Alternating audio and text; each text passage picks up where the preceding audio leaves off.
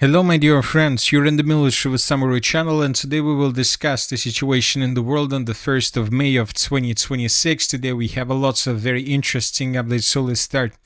And this video we will start with the conflict on the territory of Ukraine, where during the previous 24 hours both the Russians and the Ukrainians once again attacked each other with hundreds of drones. We will start with the Russian attack because there were at least two waves of attacks from the Russian side. The first wave of attack took place during the night between the 30th of April and the 1st of May of 2026, and the Ukrainians are saying that during the previous night the Russians used 210 drones to attack the territory of Ukraine. And as for this attack, according to information we have, mainly the Russians were attacking the city of Odessa, and we have a video confirming that the Russians were attacking the settlement significantly using basically hundreds, maybe dozens, maybe even 100 of drones. In this video we can see how a civilian was making a video about the situation in the city, and we can see several explosions that were taking place in different sides of the settlement, which means that the Russians were attacking. The Russians were trying to destroy warehouses, ammo depots, and probably fuel depots of the city of Odessa and of the region. And telling the truth, during the previous nights, we haven't received anything else about the overnight attack. There were explosions on the territory of the city of Nikolaev. The sources stated that the Russians destroyed several substations, and probably that's it. And then there was a very short pause, and somewhere at 9 a.m. the Russians launched the second wave of attack, and later somewhere at 4 p.m. of the 1st of May of 2026, pro-Ukrainian sources stated that during the day attack the Russians used 409 drones between 8 a.m. and 3 p.m. and 3 past half. So this attack was a very big one. As you can see, the Russians used more than 400 drones, and summarizing everything, during the previous 24 hours the Russians used 619 drones. And telling the truth, this attack was a very interesting one. We have lots of very interesting details, so I would like to discuss these details with you in details, because we see that the Russians are intensifying the usage of mesh networks. This is a very interesting technology that the Russians are using, and it seems that currently the Ukrainians don't know what to do with this. Let's discuss everything in details, and first let's start what is the mesh technology and how the Russians use it. So this is the first picture that was published this morning around 10 a.m. and we have already discussed these pictures, but once again let's discuss everything in details. So this is a batch of drones that was launched by the Russians somewhere at 9 a.m. and somewhere at 10 a.m. This batch of drone crossed the border with Ukraine and continued moving further in the direction of the central part of Ukraine, in the direction of Cherkasy, the city of Cherkasy.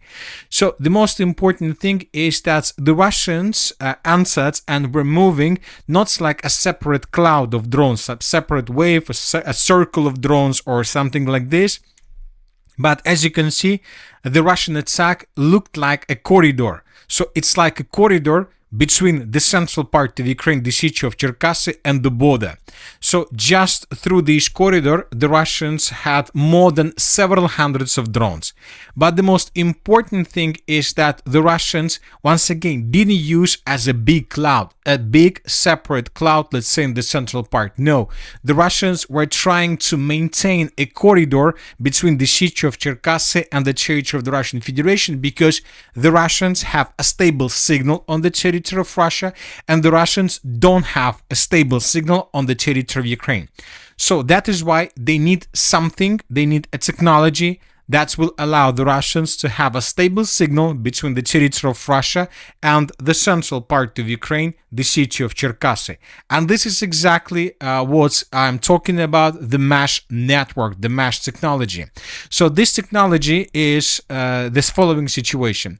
The Russians use hundreds of drones, and every single drone is equipped with a modem, with a special equipment.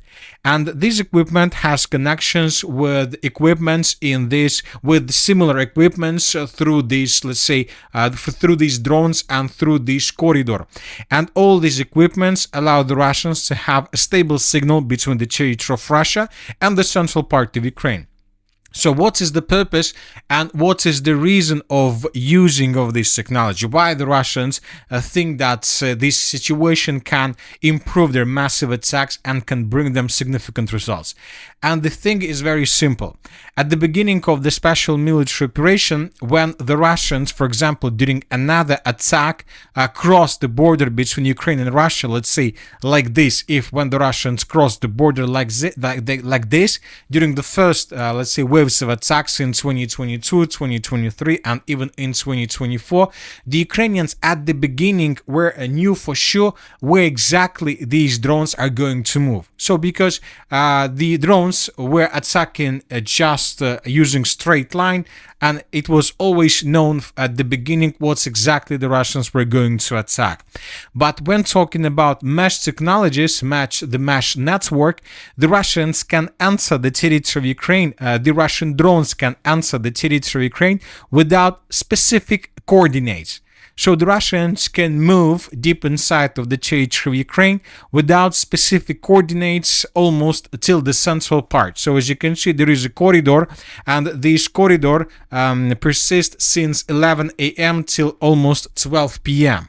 So the Russians have this corridor, and when the Russians concentrated their biggest number of drones in the central part, in the city of Cherkasy, only at this very moment, the Russians sent final coordinates to these drones. So only during these moments, the Russians gave a job and gave a task to these drones. What to attack, when to attack, and which coordinates. So what does it mean for the Ukrainian side? This means that using mesh technology, the Russians reduce the time the Ukrainians have for maneuvering. Because, for example, if you know the exact coordinates, exact targets that the Russians are planning to attack, let's say in this area when the Russians just cross the border, of course you have enough of time for maneuvering, for evacuation of an enterprise, and for different things, to redeploy additional mobile fire groups and so on, with the purpose to destroy these drones over some objects of critical infrastructure. So when talking about this situation, for example, if the Russians are planning to attack the settlement of Ternopil, the distance is around 600 kilometers, which means that these drones most likely will cross this distance 3 or 4 hours, which means that the Ukrainians have enough of time to prepare themselves around the city of Ternopil. But this is a completely different situation if, for example, first you use drones to concentrate drones somewhere in the area of Cherkasy. So here you concentrate in this region, let's say, hundreds of drones, but still the Ukrainians don't know what exactly are you going to attack. And when you are here, and only when you are here and you receive the final coordinates, of course, then in this particular case, the distance between the area where the Russians receive final coordinates and the settlement of Ternopil is already not 700 kilometers, but just 400 kilometers, which means that the Ukrainians have less time for maneuvering. Furthermore, from this area, and this is not the first time when the Russians before another massive attack first concentrate their drones in the area of Cherkasy, and only then they provide final coordinates what to attack. This is not the first time, and this is the reason why the previous attacks since the beginning of this year from the Russian side shown very big effectiveness from the Russian side.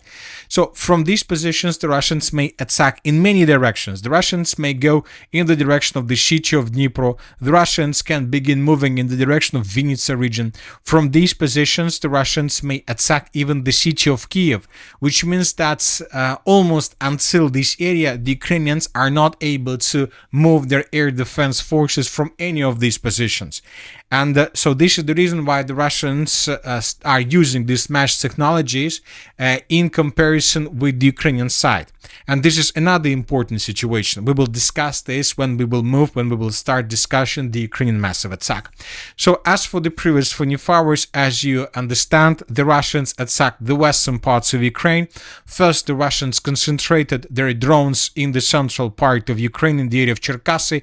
When they managed to concentrate a critical mass in this area, the Russians continued moving further in the western direction with several waves, and they began bombing and attacking the city of Ternopil. The Ukrainians didn't have enough of time for maneuvering, so that is why the Russians managed to approach the city of Ternopil without any resistance, and the Russians managed to save significant number of drones. They haven't lost almost anything because the Ukrainians didn't know where exactly the Russians are going to move, so that is why their air defense positions, due to the lack of air defense forces, were limited and weren't there in enough of as a critical mass. So that is why the Russians had the city of Ternopil, and during the day we received lots of updates from this area. The Russians attack the settlement of Ternopil, the Russians attack several warehouses, the Russians attack several buildings, probably ammo depots, fuel depots, but the most important is that several pro-Ukrainian sources stated that the Russians during the previous 24 hours, during these waves of attacks, destroyed one of the most important factory of Ukraine that Ukrainians were using to produce drones. So the drones that Ukrainians used to attack deep inside of the territory of the Russian Federation, some of them, some models of these drones, the Ukrainians were producing right exactly in this area, and the Russians destroyed this industrial zone completely without any chances to restore this area.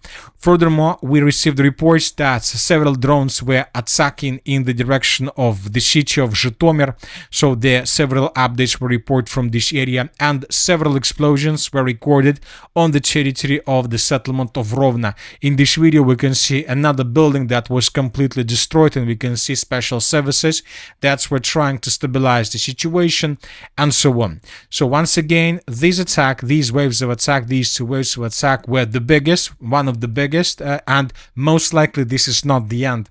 By the time I started making this video, we had reports that the Russians began redeploying their Iskander launching systems, which means that during the upcoming night between the 1st and the 2nd of May, the Russians may once again attack Ukraine, but this time not just with drones, but also with ballistic missiles, maybe even with cruise missiles. Furthermore, during the previous 24 hours, a bit later, pro-Ukrainian sources published several maps where we can see the approximate routes of attacks. So this is the first map. Once again, the Russians first established a stable mesh connection between the central part of Ukraine and the mainland, and only then, when the Russians concentrated a critical mass, they continued moving further in the western direction, and this is the reason why the Ukrainians basically didn't have enough of time to prepare the cities like Zhytomyr, Rovna and Ternopil against the Russian drones. And this is the reason why the Russians, during these waves of attacks, managed to destroy everything they were tasked for. And this is a very important situation.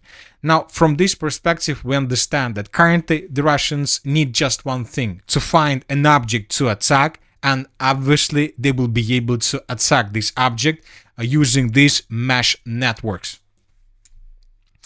Now let's talk about the Ukrainian attack. The Ukrainians use completely different technology. The Ukrainians use satellites. They use the stable internet connection with their drones to attack the territory of Russia and to attack deep inside of the territory of Russia. And the very interesting video today was published by pro-Russian sources. And this is the video I'm talking about. In this video, we can see the Ukrainian drone that was intercepted by Russians and was safely landed on the surface of some probably lake or something like this. So here we have several important details. So this is first of all a fighting jet drone of the Armored Forces Ukraine that has explosive on board, and this drone can attack anything and there would be explosion and damage. Furthermore, we have two drones that were attached to this main drone, and these two drones have possibilities to attack some objects as well, and probably they have some grenades or some explosives on board as well.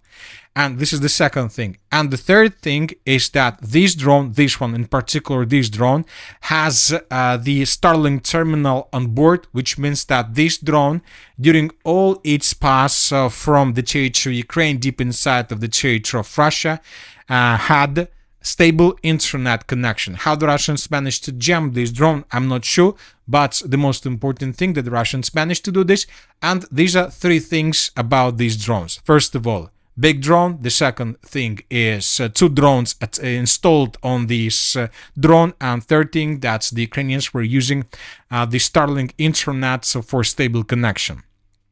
So which means that the Russians are using mass network, the Ukrainians use the satellite internet. And the question is why the Russians chose the mesh technologies in favor of the satellites. Because you know that during the previous 24 hours we received another update from the Russian side that for the first time for a very long period of days or years, the Russians have launched the Soyuz 5 missile. And this is a medium-class missile that can bring satellites to the low orbit.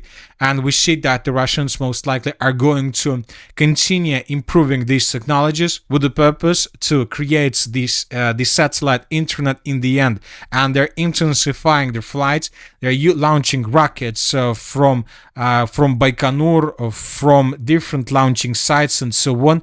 But at the same time, the Russians invest more time and more finance in the mesh technology. And it seems that the Russians think that if something bad happens between not just Ukraine and the Russian Federation, but let's say between the Russian Federation and the European countries and the NATO countries, then we need to understand before possible nuclear strikes between the parties of the conflict, most likely first thing that the Russians would do, they would destroy the satellites of the Western countries on the low orbit. And the Russians believe that if they destroy satellites like satellites that provide stable internet connection, then the entire communication, the entire connections, and most of the systems of the Western countries will collapse automatically. And which will paralyze not just NATO forces, but the forces of the entire global West. And the Russians believe that at this moment, if it happens, they will have a new technology, not so new, but they will have a stable and developed technology of the mesh network. So maybe this is the logic of Russians. They understand that satellites is good, but if something happens, the satellites won't help you and won't save you.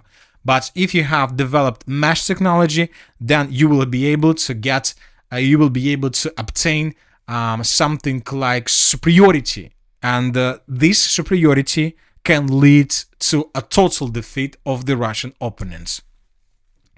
Let's continue with the Ukrainian attack. As we discussed during the previous days, the Ukrainians 3 times, just during April, the Ukrainians 3 or 4 times attacked the settlement of Tuapse. And today wasn't an exception. The Ukrainians once again attacked the city of Tuapse with drones, and as a result of attack, several tanks were damaged and probably destroyed. This is the video from the city of Tuapse as of the 1st of May of 2026. We can see a big fire, and we see that once again the Ukrainians managed to deal significant damage to this area. Several hours after this attack, several pro-Ukrainian sources published some articles about the consequences of the morning attack. And according to information we have, the Tuapse refinery is about to lose its capacities completely. So it seems that if Ukrainians continue attacking the Tuapse refinery, so 2, 3, maybe 4 strikes, and the entire refinery would be completely destroyed. But the most important thing about this attack is not even the attack itself. The most important thing is the reconnaissance operation that took place yesterday. So this is the video that was published by different sources, And the author of this video stated that after the completion of firefighting efforts in Tuapse, an American RQ-4D Phoenix reconnaissance drone with Italian registration appeared in the sky over the Black Sea. The machine is actively working near Sochi and is apparently monitoring the situation in Tuapse. So basically, yesterday, the Ukrainians probably, or NATO countries managed to collect the necessary information. And right after this happened, the Ukrainians attacked the city and dealt significant damage. So this is the main problem, not the problem of attack itself, but the problem is that the Western countries still can carry out reconnaissance operations and the Russians are not able to do anything with this. So this is the most important thing. And now the Russians most likely are trying to find a solution how to fight this situation without hot face or without open attack on these reconnaissance drones, but yet we see the Russians haven't managed to do this. They haven't managed to find a solution. Furthermore, we continue receiving updates from the central part of Russia. We had a report that during the previous nights also the Ukrainians attacked the settlement of Chelyabinsk. They attacked the Russian airfield. This one, and the sources reported, mainly pro-Ukrainian sources reported that the Russian 5th generation aircraft Su-57 either was damaged or maybe even destroyed. As of now, we don't have anything to confirm this, just a satellite picture.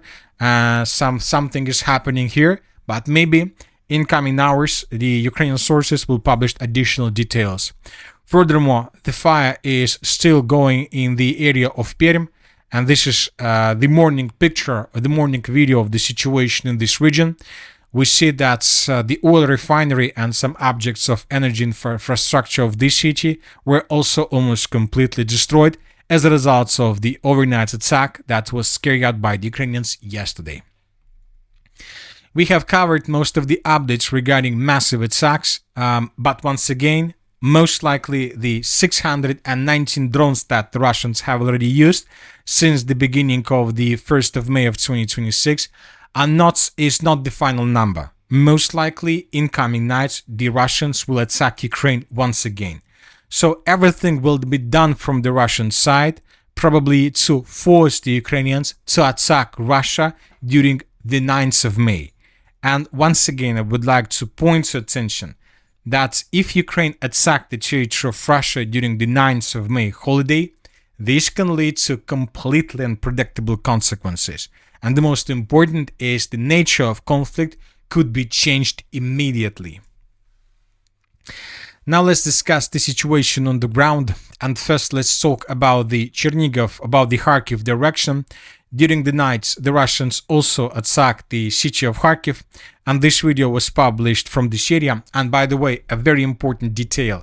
As for this video, here we can see that the Russians during the night destroyed another gas station. So since the beginning of April, the Russians have already damaged or even destroyed dozens of gas stations through the northern, northeastern, and the eastern parts of Ukraine. So we are talking about this territory. The Russians are trying to create the situation when the northeastern, eastern parts of Ukraine will stay without any fuel, without gas stations, which most likely will hit the Ukrainian logistic significantly. So the Kharkiv direction. During the previous day, additional changes on the ground were recorded. This is the end of the 30th of April, and this is the end of the 1st of May. The Russians, as a result of offensive operation, established complete control over the settlement of Pokolyana. The Russians continued their offensive operation along the river of Volcha, and most likely this group of the Northerns will continue offensive operation until the Russians establish complete control over the river of Volcha along the border. But most likely the Russians will not continue offensive operation further in the southern direction because the gap and the distance between the settlement, let's say, of Pokolyana and the settlement of Belый Kolodys is about 10 kilometers, which automatically becomes a kill zone for anything that enters this gap. So most likely the Russians will continue offensive operation, but most likely the Russians will continue offensive operation along the river of Seversky Donetsk. As you can see, there is a very big forest along the river which protects and hides the Russians from FPV drones, and most likely the Russians from these positions at some moment will turn in the eastern direction and they will continue offensive operation to attack the settlement of Belye Kolodys from behind. So most likely this direction is a primary direction for the armored forces of the Russian Federation. They will try to develop this area like this way. They will try to take these territories under complete control. One group will continue offensive operation further, and the second group will attack the settlement of Belye Kolodys from behind. According to most likely the Russian logic, this will force the Ukrainians to fall back from this area further in the southern direction. So, and this will allow then to the Russians to take under complete control the gap between the border and the Belye Kolodys defense layer. And the battle for the next defense layer will begin. Now let's move further and let's talk about the city of Kostiantynivka and the Kostiantynivka direction and the Sloviansk direction as well.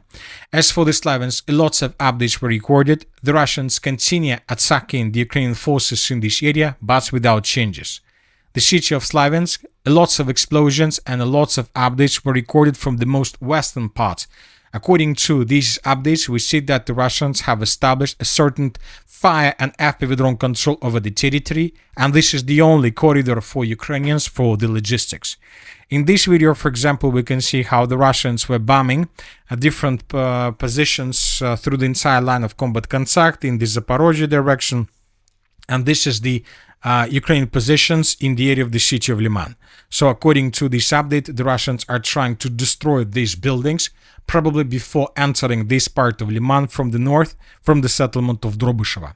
But probably these videos and this number of videos are the most important number. Here we can see how Ukrainians were trying to enter the city of Lyman from the area of the city of Sloviansk using this and the only logistic line. And in this video we can see how the Russians were attacking vehicles and transport of the armored forces of Ukraine that was trying to enter this territory. So a lot of episodes that confirm that Ukrainians are no longer have a safe road for the logistic purposes in this region. Here we can see another vehicle that was attacked by Russians, a quadra, something like a motorcycle of the armored force or quadricycle that was attacked and destroyed by Russians. And here we have another video also from the same area, how the Russians were attacking Ukrainian units. So this territory is under complete control, which means that the Ukrainians, the contingent on the territory of Lyman, currently has huge problems with logistics and supply.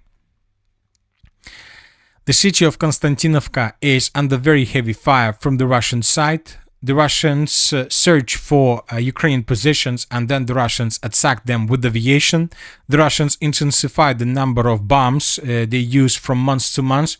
We are waiting for fresh statistic data on this matter. But the most important thing is that the Russians also began a psychological attack. During the previous day, they dropped several instructions in several areas of the city of Kostiantynivka, suggesting and proposing Ukrainians to surrender. It seems that in coming days, maybe after the end of May's holidays, the Russians will begin offensive from the area of Novodmitrievka in the direction of the central part of Kostiantynivka. The Russians will try to take under complete control something like this. And if Russians are able to finish this offensive operation and to take this territory of Kostiantynivka under complete control, of course, this will lead to a cauldron. The Ukrainians in the southern part, in the western, southwestern parts, would be caught by the Russians in cauldron without any chances for evacuation. Now let's move further. As for the Dobropolye and Dnipropetrovsk directions, the most important updates are coming from the area of Pokrovska. The Russians published a video where we can see how they were attacking bridges between the cities of Pokrovska and Grishina and Velika Mikhailovka and the mainland. In this video we can see how Russians destroyed this bridge, and during the second part of the video, how the Russians destroyed this bridge. So the Russians are trying to cut this area from supply and support from the city of Zaporizhzhia. Probably the Russians are planning to intensify their offensive operation in this area. As for the Zaporizhzhia direction, the most important updates are coming from the western Zaporizhzhia flank, where according to several pro-Russian sources, the Ukrainians managed to improve their position significantly in this area, and the Ukrainians continue their counter-offensive operation. We are waiting for new details about the situation in this area, but it seems that the Ukrainians are always counter-attack only where they know the Russians are planning to continue their own major offensive operation, which means that in coming days we most likely will see something in this area. As of now, the Ukrainians are just trying to improve their positions, and most likely before the beginning of the Russian major offensive operation, which most likely begins after the end of May's holidays. And that's it for today. The Military Summary channel reminds we condemn any violence in the world. Thank you for watching. Subscribe to my channel, put your likes, join my Patreon, and have a good day. Bye-bye.